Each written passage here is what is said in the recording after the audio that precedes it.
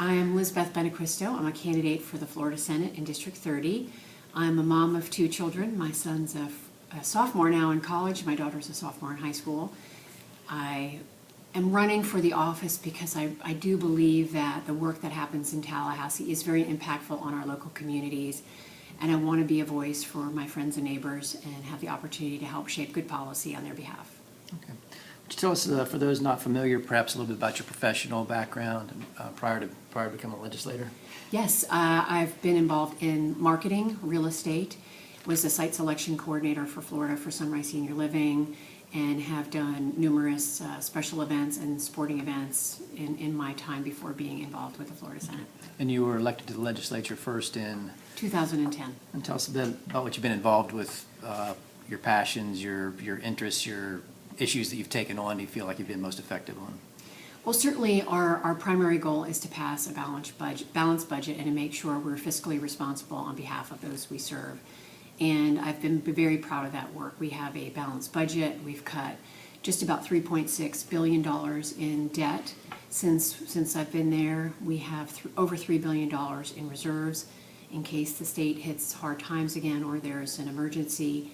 And we have a AAA bond rating. So those are really important factors that I've been glad to work on. I've been the vice chair of appropriations, served as the majority leader, and from a policy perspective have worked on things that I think are impactful for real everyday folks. The Cancer Treatment Fairness Act, the protections we've put in place for children, keeping them safe from sexual predators, and keeping e-cigarettes out of the hands of minors. Those are some really important things I've been honored to work on. When you're majority leader, do you stay majority leader then for a long time, or does that cycle through, or will you be majority leader heading back? Do you anticipate? Each president each president of the Senate serves for 2 years, and they get to make selections as to who they want to serve in those key positions. And we'll know that after the election cycle concludes. Is it a possibility, or are you precluded from holding that because you'd held it before? Not many people hold it twice in a row, but there is really no preclusion from that. It really just is up to the presiding officer who he feels best suits him and his leadership style in those roles at that time. Okay. What do you think the unfinished business is if you go back to the Senate? Certainly water quality and water quantity issues that we've been having in Southwest Florida remain a very high priority for me. Making sure that we protect the environment for our businesses and continue to roll back regulations so that those folks that are relocating now can grow and we can encourage more folks to build their businesses here. Can you name any specific regulations or limits on business that you'd like to see gone? Well, there are always multiple layers of approvals for things, and I want to make sure, we all want to make sure that things are built safely and with the environment in mind, but there are so many layers of that bureaucracy that new business owners have to go through in the regulatory environment, and we should streamline those as much as possible. Your opponent has talked about wresting control over the release of water from the Army Corps of Engineers. What is your position on that? I'd certainly like that to be held in local control just the same, but it is a multi-pronged approach. Not only do we have to make sure that we have the best minds on the ground knowing what the conditions are when those releases are determined, but we have to build the infrastructure projects that are necessary to store water both in the rainy season and for use in the dry season. And we put $18 million towards our local projects this year, and I was proud of spearheading the funding for those projects. Do you see that as being a state responsibility or a combined federal-state responsibility to build that storage? Well, it's a 50-50 partnership with the federal government, and unfortunately the feds have not done their part, but we know the critical importance of those projects, and so we as the state and with the local delegation stepped up and put that $18 million there so we could jumpstart the project now and not wait for them. They will need to do their part, and we'll have to have our partners that serve in Congress help us to do that, but we could not wait any longer. Are there any primary philosophical differences between you and your opponent? I really just prefer to focus on the things that I've accomplished and the value that I believe I bring to the process, and to chat about the things that I want to continue to work on and accomplish in the future. You mentioned about regulation and the ease of business, but some could argue, and there's a case in Collier County that I'll mention specifically, had to do with an oil company that was down here and was using methods that weren't necessarily approved by the DEP. The DEP objected. Some folks might say that, it's too much regulation. Here's the DEP injecting itself in this situation. But on the other hand, we need those environmental protections. I think it would be fairly obvious. Going forward, what should the state's position be on the concept, the general concept, talk about of fracking? Should the legislature control it? Should it be an administration function of the DEP? Should it be allowed at all? What are your thoughts on that? Well, certainly that whole episode and interaction did not go smoothly, and there was a lot of angst on behalf of the community, and understandably so. There has to be a very transparent and open process, and we should know what chemicals are put in the ground if anyone is utilizing those methods, and that was not the case.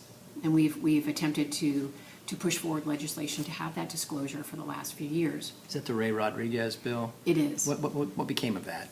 It did not pass in either session, but I think this highlights the need for the disclosure of those elements that are utilized, because it could have a long-term effect on the environment, the water table, and it is our responsibility to make sure that we do not let anything bad happen. So moving forward, we have to have a very clear process, and folks need to know the expectations on behalf of the state, and that is primarily to make sure that things happen in a responsible and transparent way. Why did that bill not pass in either session? It had a public records exemption attached to it, which might have slowed it down for trade secret purposes. Some folks would not have to report those. I frankly support the disclosure of the information without any exemptions attached to that, because we have a right to know what's going into our ground. So it was, the people that voted against it were worried that trade secrets might be divulged? Was that There were two the separate opposition? bills. There were two separate bills, but they went hand in hand with one another. And I'd just like to see us push forward with making sure that disclosure happens. There are some who would say the jury is still out on the damages or effects of electronic cigarettes. Can you tell me why that was such an important bill to you to push through? Well, the bill was very focused on making sure that the products were not able to be sold to minors. And if adults want to make a decision that they feel those products are best for them, I support that. But when it comes to children, those products come in varying doses, and some of the dosages are very high, 3 times in some cases what a normal cigarette is. And a child's physiology is much more susceptible to addiction. And so keeping them out of the hands of kids and not letting them develop an addiction at a young age to nicotine, I thought was a very important thing for us to do, and it was met with resounding support in the chamber. Perhaps along those lines, there was a item on the November ballot about medical marijuana, and assuming it passes, and it may not, but assuming it did, it would require a lot of work on the legislature then to craft the specifics of how that would work. How do you, assuming it passes, how do you make it work in such a way that it doesn't become sort of pseudo-recreational marijuana, that anybody with any kind of an excuse can get the marijuana, and if you get a situation like you have in places in California where it's become kind of a joke? How do you regulate it so that it really is medicinal? The legislature will have its work cut out for it, because the way the ballot language is written, it is written very broadly. And that might have been by design, but it is written such that a child could have a broken toe, and if the benefit outweighs the risk, they can get access to the medication. And we will have to design a system with regard to dispensaries and who can dispense and under what conditions and where they are. And I know that local governments will want to have a say in that as well. So we will have our work cut out for us. And I see the challenges ahead with regard to that amendment. As a voter, would you prefer it not pass? Or have you taken a position on it? I would prefer that it did not pass, given the way that the amendment is drafted. And the legislature did pass this year a provision that will allow children who have severe epilepsy and cancer to access those medications if that is what the doctor feels is the best avenue for them.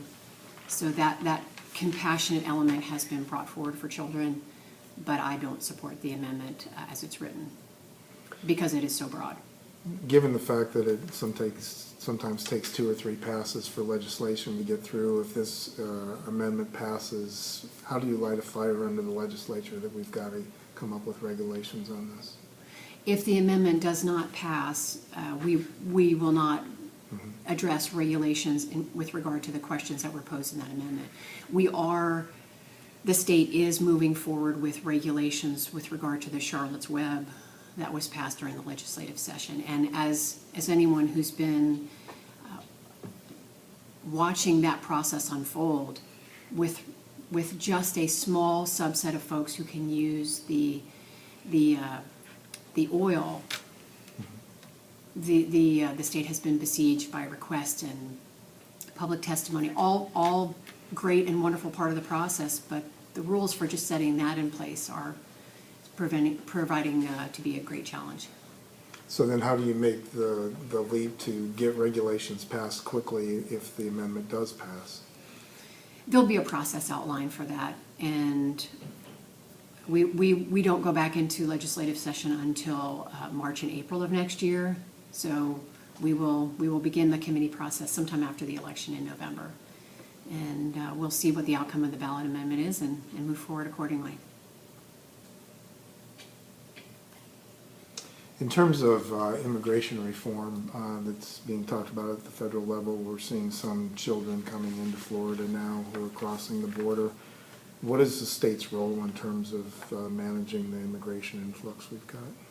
Well, it's a great question, and it's top of mind to so many folks. It's really the responsibility of the federal government to take the lead in these matters. Unfortunately, they have not. And I think there needs to be a consistent national policy with regard to immigration reform, and how to address the issue of these children. But we cannot begin to absorb the massive amount of influx if this continues. Those kids belong at home with their own parents, and I think that's something we should endeavor to make sure happens. Is it as simple as Florida just turning down federal money to treat refugees, and thereby you don't have to accept refugees? Is it? The folks might still continue to come, and as we all know, fine folks show up at the emergency room and need care, and most emergency room physicians feel an obligation and a desire to help care for them. So that's an issue that remains. We really do need the federal government to step up and address the issue head on of how to deal with these crises. What should be done then with the children that are truly being abused, or being, put into these gangs, and being either by their parents or by, they're being violently abused, even, what about those children? Should they be just sent back to their home countries, or be actually given a trial to determine, if they should be kept as refugees in the country?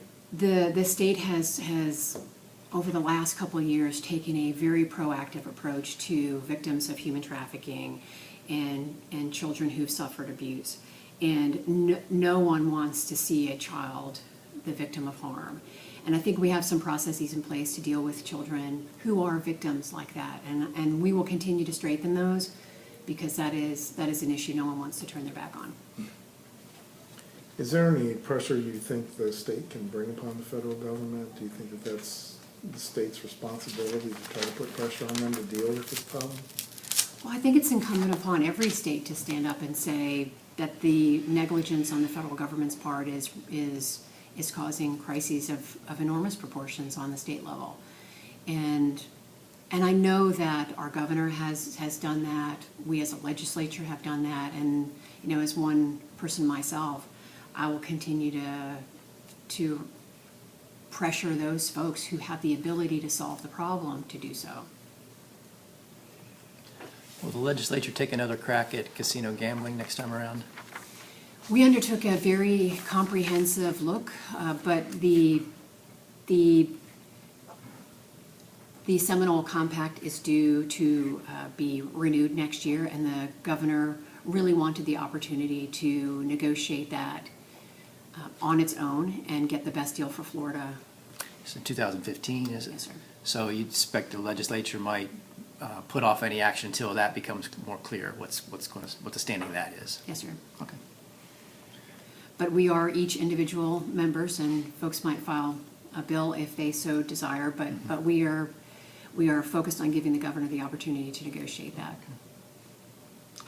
What about in terms of any further adjustments to the operation of the arcades? You anticipate any additional changes there?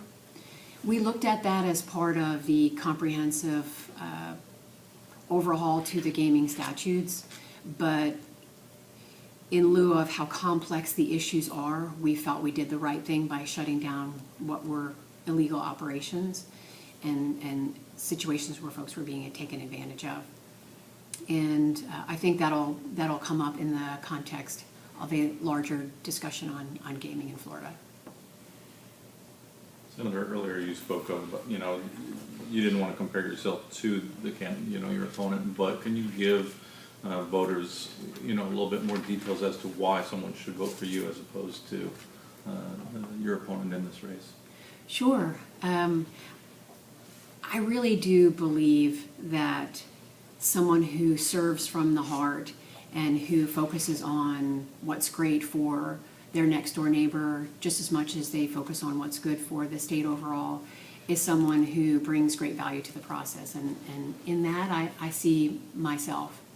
We've worked on a range of issues from economic policy to protecting kids from sexual predators to making sure that Florida was the most friendly, welcome home state for our servicemen and women who are returning from deployments. And so we've taken on issues that have been of great impact. In addition to that, we've brought home resources for Florida Gulf Coast University, Edison State College, the incubator in Naples, things that will really help the region grow exponentially over the next 5, 10, 15 years. And so I've been focused on what is meaningful to the folks that I serve and I think been very effective. And I am seeking my last 4-year term in the Florida Senate, and I do believe there is unfinished business that I want to be a part of. Why would you say it's your last? It's required, I guess. Yes, yes, and I believe that new and thoughtful ideas in the process are valuable, and I'm going to hopefully have the great privilege of serving 4 more years, and then someone else can run for the seat and bring their thoughts and energy and optimism to the seat as well. You recently were involved in a race for the special election for Congress. What did you learn from that race that you maybe didn't know before, having confined yourself to running for state office? You know, the overwhelming anxiety and uncertainty that folks feel about what's happening on the national level is so intense, and I don't think that has changed from the time that election concluded until now, and I think it only deepens. And I really look forward to a change happening in Washington so that folks can feel more comfortable about the future of the country and that we're moving back on a more positive track. You think you'd be a different state legislator having that experience with talking to people about federal concerns? In other words, would you be more, as a state legislator, more focused on trying to affect change in Washington through whatever means might be available to state legislators? Well, certainly to push back in any way that we can to assert states' rights and to take over where we can the functions and roles that are not being done properly in Washington. We'll push for that because there are things that the federal government involves itself in that are not really its business. And I'd like to see more of that come back to the state level because not just in Florida, but states across the country, but certainly in Florida, there's real meaningful impact, reform, and change happening. And it is shown in Florida's recovery, the job creation, and nobody stood up. And it shows in where Florida stands today. We're a beacon across the country for recovery, and that is due in part to the work we've done in Tallahassee, and I'm proud of that. Can you be specific as to how the legislature and the governor have contributed to the recovery, when one might argue that, you know, we went through a downturn and now it's a natural cycle of an upturn, and what specific policies do you think have made Florida a beacon as opposed to a general recovery that seems to be going on, you know, more or less in different places? Well, there is recovery happening in other states, but not as quickly as Florida. And we've reduced over 3,000 regulations in Florida in the past 4 years. And we've cut taxes both on businesses, and in this past session, $500 million in tax breaks, $400 million of it that went back into, you know, the pockets of regular, everyday hardworking Floridians. So those are things that are encouraging folks to move here, and the strength of the business climate and the tax cuts are encouraging folks to relocate here. Hertz, and all the other large employers that are coming to Florida or expanding in Florida are because of those policies. Is Florida's economy tied too much to real estate? And if so, what can the legislature do to correct that? We're making strategic investments in science, technology, engineering, and mathematics programming through our university system, and giving incentives to those companies who want to come here that are engaged in those types of businesses. We do need diversification here in Florida, and you're seeing that. You're seeing that move. It can always be strengthened, and we'll work on that. Some folks have said that Florida's new education standards are just the Common Core standards with another name on them. Do you agree with that, and what adjustments might need to be made? Whether you agree or not, what adjustments need to be made to the education standards, if any? Well, we made some progress this year. I do believe there is more work to be done, but we are moving to wrest control from the state down to the local level as much as we can, and that showed itself this year in the instructional materials bill that we passed. And that will allow local school districts to select the curriculum materials and ancillary textbooks that will be utilized for their districts. Additionally, we are protecting the information that is gathered about our children. It cannot be student specific. It cannot be used for purposes other than tracking progress of that individual student. And we also protected our kids from the use of biometric information. You can't scan eyes, you can't do things on a bus or in a lunch line that would scan a child's iris. It just is not appropriate. So we're focusing on putting as much control as we can back on the local level, but I will share and pledge that there is more work to do. Your opponent maintains that the in-state tuition bill that passed is going to encourage people to come to Florida who aren't supposed to be here, across the border illegally. What's your viewpoint on the in-state tuition bill that passed? Well, I voted against it because I did not believe that rewarding folks whose actions were a violation of our laws with that kind of a benefit. I want every child to get an exceptional education. I want every child to achieve their full and maximum potential. But in the same year that we passed an in-state tuition break for veterans who had given their lives in service, dedicated their lives in service, I could not support and did not support in-state tuition for children of undocumented parents. If you return to Tallahassee for another 4-year term, what will be the first couple of bills that you would push this next session?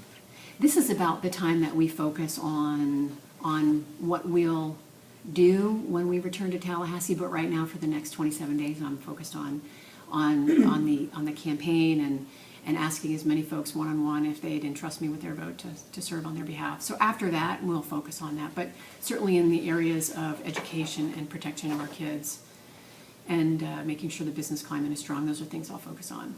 But right now, it's 27 days till Election Day, and we're focused there. How are you going about campaigning this time around? We are doing everything that we can. We've knocked on close to 9,000 or 10,000 doors. We've made 3,000 or 4,000 individual voter phone calls. We're on TV.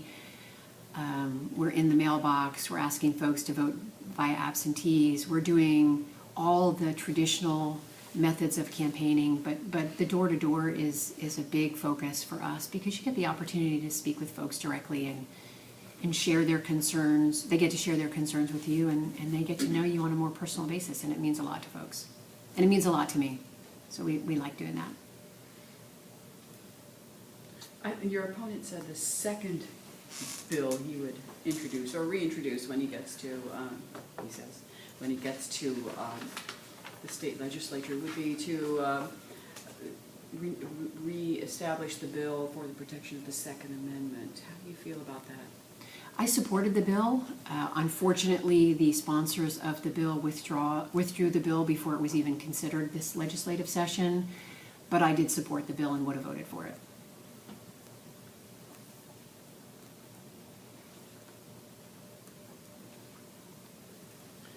In terms of state bureaucracy, your opponent also has some things to say about certain agencies in the state that he thinks ought to be cut back. Can you give us your assessment on whether or not they're bloated state agencies in your perspective that should be reduced? Well, on the topic of efficiency and effectiveness, I had the good fortune to work with our state CFO on a bill that is now law that mandates that anyone who's involved in the contracting process on the state's behalf has to be trained and know how to write a contract properly, ensure that there are deliverables in a state contract and there are timelines that the individual who's working with the state have to meet, and that there are clawback provisions if folks don't meet those standards, which did not exist before that bill and that law was passed. And it has had a very profound effect. We'll always have more work to do because that's just the way the system works, unfortunately. But we made great strides in that arena to make sure that those dollars were safeguarded more so. A story in today's paper indicated candidate Charlie Crist indicated he would use executive orders to affect change on things like minimum wage law if he were elected. What's the relationship between the legislature and the governor in terms of executive orders, and how does the legislature make sure that the governor's not overstepping his bounds? Well, I think it's a very scary thought when someone who's not even been elected decrees how they're going to circumvent the process before they get there. I think that's what we're seeing happening in Washington, and folks should be concerned about that. And the legislature passes laws, and the governor has the opportunity to sign or veto any piece of legislation. But it should be a partnership. It is not appropriate for him to be declaring how he will act alone. And the legislature will. We hope that we have a governor in the governor's mansion who wants to be a partner.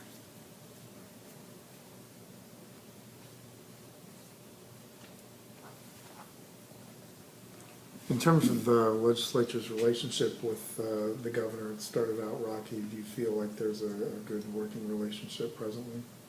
I do. I think these last 2 years, the governor and the legislative branch worked very hard to focus on joint priorities that were helpful to folks, the tax cuts being just one example of that, keeping tuition rates flat for students who wanted to go to school here in Florida, and investing in joint priorities so that we could keep the state moving forward. But the second 2 years, I think, were a really great example of two of the branches working together very well.